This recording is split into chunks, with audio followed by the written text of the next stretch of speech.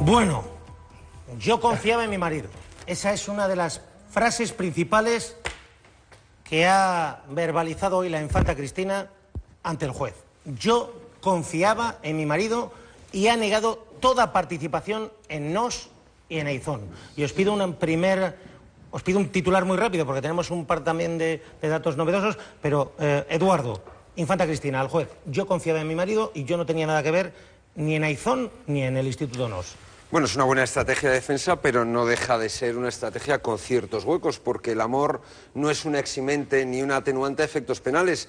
Si mañana pues a mí me pillan borracho en el coche, pues yo no puedo decir que mi pareja me ha obligado a beber. Si mañana cometo un delito fiscal, pues no puedo alegar que he bebido porque que he cometido un delito fiscal para comprarle a mi mujer no sé qué. Es decir, el amor no es un atenuante ni un eximente. Me parece buena la estrategia, pero desde el punto de vista penal no va a tener mucha eficacia y tampoco desde el punto de vista procesal. José Antonio Gundín, su director de La Razón, yo confiaba en mi marido. Sí, hay mujeres que confían en su marido, aunque a nosotros nos resulta extraño.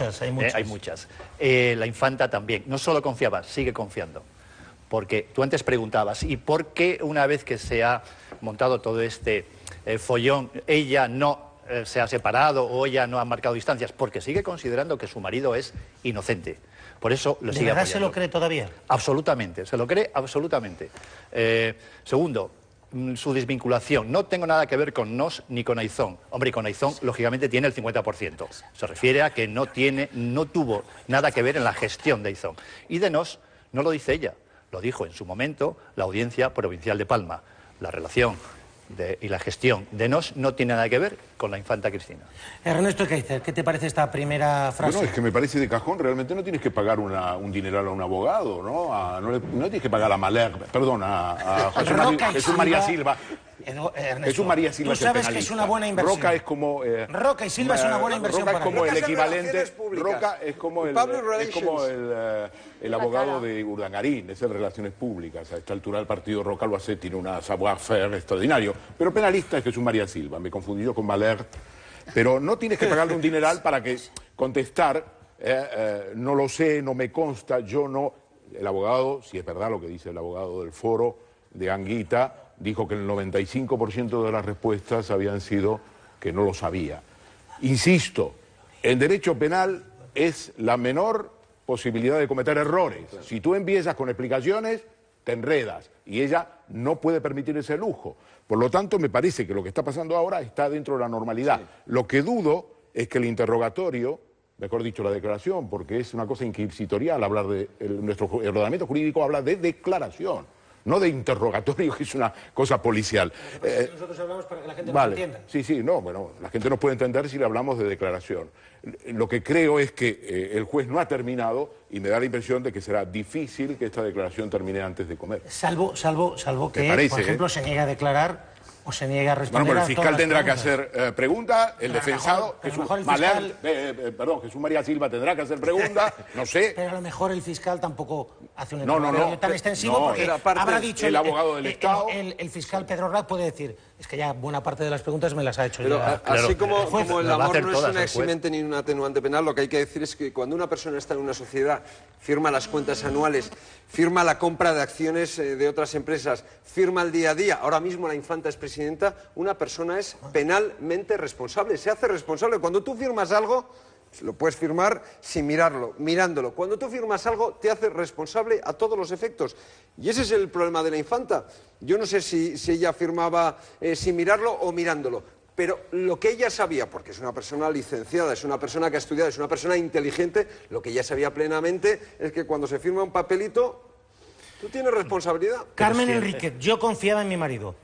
Esa es la frase. Esa es la explicación. O sea, esa es la explicación. Yo no sé si es eximente o no. La cuestión es si va a ser suficiente o no. Evidentemente, pero es la explicación. Evidentemente, pues ella firmaba, claro que firmaba lo que era absolutamente necesario firmar, porque evidentemente ella tenía el 50% de las acciones. Pero la explicación, que es la que a mí, desde luego, es la que me vienen dando desde hace mucho tiempo y que luego es la que explica uno de los abogados defensores y es un poco la línea...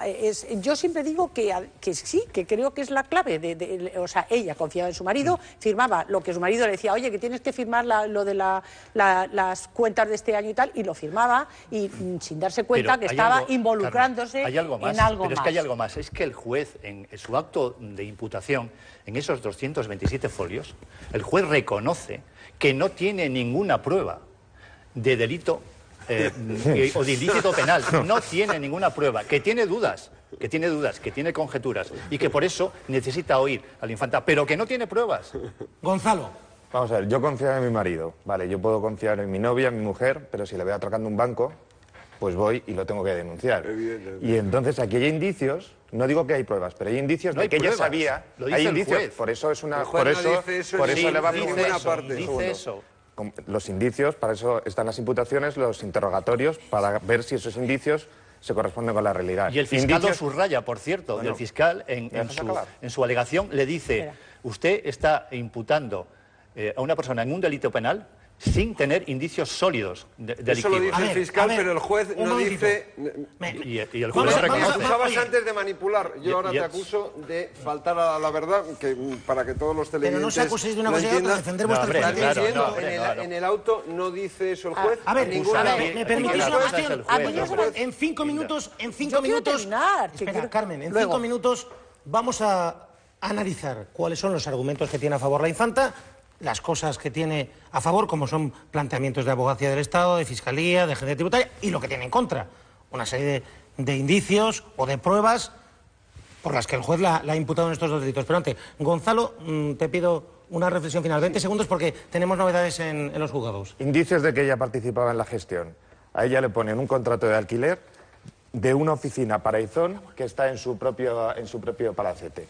Ella figura como arrendataria y como arrendadora. Si a mí me dicen que una licenciada que tiene un máster, que trabaja en la Caixa, no entiende que eso es un autoalquiler para una empresa que no tiene empleados, para una empresa que no tiene empleados y no tiene actividad, yo sinceramente me cuesta mucho creer que ella no supiera que un autoalquiler ficticio. ¿Sabes, Gonzalo, dónde estaba la sede social de Aizón? ¿Dónde está? Bueno, cambió, en el domicilio familiar. Perdona, como muchísimas empresas familiares en España, las pequeñas empresas familiares que no se pueden permitir tener unas oficinas, no sé, en la Torre Picasso o en la Plaza de Cataluña, lo que tienen es una domiciliación en su casa. Es que no había empleados. ¿Para qué necesitas una oficina si no tienes empleados? Es más, incluso también los autónomos, es decir, las pequeñas empresas incluso pueden imputar gastos de funcionamiento de esa empresa en los gastos. Eso sí, está perfectamente delimitado por los peritos tributarios. O sea que no es nada extraño o fraudulento. Ojo, puede serlo, pero no tiene por qué serlo. Permitidme una cuestión. Inés García, se ha reanudado el interrogatorio y yo creo que Ernesto antes nos daba una clave. Va a ser largo, va a ser más largo de lo previsto porque llevamos casi 3 horas, queda todavía la mitad del cuestionario para que declare la infanta por parte del juez. Esto apunta a largo. Sí, va para largo por lo que parece. En un principio se hablaba de salir de aquí como a las 3 de la tarde, las 4 de la tarde aproximadamente, pero no contábamos con que el juez Castro tuviese esa retahíla de preguntas. Cuando se hizo el receso solamente llevaba la mitad del interrogatorio y todavía le faltaba meterse realmente en harina, en el contenido real de Aizón, de esa empresa que comparte la infanta doña Cristina con su marido Iñaki Urdangarín. Así que el interrogatorio va para largo y recordemos que después será el turno todavía de la Fiscalía. Un interrogatorio que la infanta Cristina está teniendo en esa sala F, una sala que me gustaría recordaros da justo a esta avenida de Alemania, esta avenida en la que están los manifestantes y las personas que se han concentrado, con lo cual la infanta Cristina sí que está escuchando todas las protestas. Mientras, me gustaría también resaltar que sí, finalmente confirmamos que la infanta Cristina en esos 10 minutos de receso ha estado descansando en una sala contigua, en esa sala habilitada para su descanso. Inés, por lo tanto, nos dices que donde está declarando, sala F, segunda planta, hay ventanas y las ventanas dan a esa zona. Bueno, cuando intervienes estamos escuchando de fondo las protestas y los gritos, ella las está escuchando.